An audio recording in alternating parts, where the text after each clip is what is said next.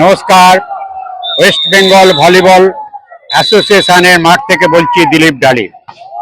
৩২তম রাজ্য বয়স ভিত্তিক ভলিবল প্রতিযোগিতা বালক ও বালিকা বিভাগ 2023-24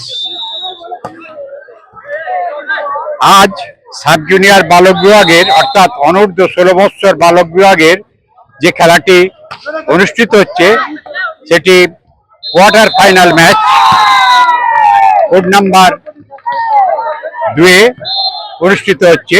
যে দুটি দল প্রতিদ্বন্দ্বিতা করছে চন্দননগর ফ্রেন্ডস ক্লাব ও